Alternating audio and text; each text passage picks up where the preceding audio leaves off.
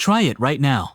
Take your own hand and run a finger along your palm the exact way someone else would if they were trying to make you laugh. Nothing.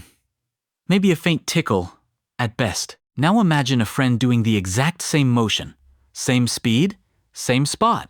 You'd probably flinch, laugh, pull away. Same touch, same pressure. Completely different experience. Your brain is doing something incredibly precise, right now, in real time, to make sure that gap exists. And when scientists finally figured out exactly what, they found something nobody expected. The same mechanism might be involved in why some people hear voices that aren't there. Most people have a guess ready to go. There's no surprise. You already know it's coming. That's part of it. But it's not the real answer. And we know that because researchers found a way to make you tickle yourself successfully using a robot. Let's find out what your brain is actually doing and why breaking it on purpose reveals something genuinely strange about the line between you and everyone else. In the late 1990s, a team at University College London, Sarah-Jayne Blakemore, Daniel Wolpert, and Chris Frith set out to explain this properly. Their answer is called the forward model. Whenever you make a movement, your brain sends more than just the command to your muscles. It also sends a copy of that command to a separate prediction system, widely believed to involve the cerebellum. That system instantly calculates what the movement should feel like before it happens. Reach your own hand toward your ribs, and your cerebellum already knows the exact angle, the exact speed, the exact pressure that's about to arrive. That prediction is used to cancel out the incoming sensation in real time. Blakemore's team confirmed this with brain scans. When someone else tickles you, your somatosensory cortex, which processes touch, and your anterior cingulate cortex, which processes pleasure and reward, both light up. When you try to tickle yourself, those same regions stay muted, while the cerebellum lights up instead, quietly doing the canceling. Here's where it gets interesting. If this theory was right, then breaking the prediction, on purpose, should bring the tickle back. So Blakemore's team built a robot, specifically to test it. Participants moved a joystick with one hand, controlling a robotic arm fitted with a small piece of foam. That arm used their movement to tickle their other palm, hidden from view. When the robot's motion matched the joystick exactly, instantly, it felt almost like self-tickling. Barely anything. Then the researchers quietly changed one variable, a small delay, sometimes as brief as 1/5 of a second, between the movement and the tickle.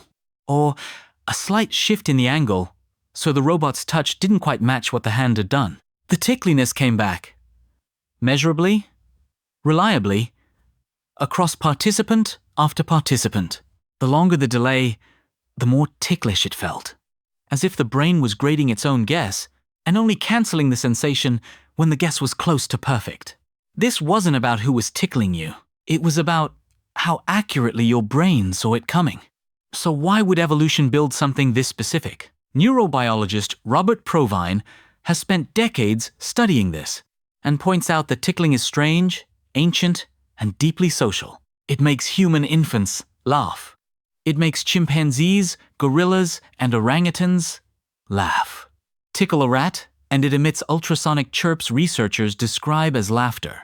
Provine calls, "I'm gonna get you," followed by a tickle, the oldest joke we know of, the only one you can tell to a human baby and a chimpanzee, and get the same response. But people laugh roughly 30 times more often around others than alone, and laughing gas barely works on someone sitting by themselves. Laughter and tickling appear to be built for company, not solitude, which means the canceling system in your brain isn't really about tickling at all. It's a self-detector, a way of instantly sorting every sensation you experience into 2 categories, caused by me or caused by something else. That second category is the one worth paying attention to. A spider on your arm feels nothing like your own hand resting there, and your brain needs that distinction to be instant and automatic every single time your entire life. It's probably not a coincidence that the most ticklish parts of your body, the neck, the ribs, the underarms, the soles of your feet, are exactly the places most exposed in a fight, or most useful for something small and unwanted to reach without you noticing. One long-standing idea is that ticklishness evolved as an early warning system for precisely those vulnerable spots, tuned to react instantly to anything unexpected touching them, and tuned to go quiet the moment your own brain can already account for the contact. Here's the twist most people never hear. This exact system has been studied in people with schizophrenia, specifically those experiencing auditory hallucinations or delusions of control. The sensation that your own thoughts or your own movements are being generated by someone or something else. Researchers, including Chris Frith, one of the same scientists behind the original tickling studies, have proposed that in some cases, this forward model system may be misfiring, failing to correctly tag self-generated thoughts and actions as self-generated. An inner voice that should be recognized as your own gets processed as if it came from outside you. This is proposed, studied, and still actively researched. Not a settled, complete explanation for a complex condition, and not something that applies to everyone who experiences these symptoms. But it's a genuinely striking possibility. The same prediction system that quietly stops you from laughing at your own hand might be a dialed-down or malfunctioning version of the exact system some researchers believe helps explain why a thought can stop feeling like your own. So the next time you try and fail to tickle yourself, you're not missing out on a fun trick.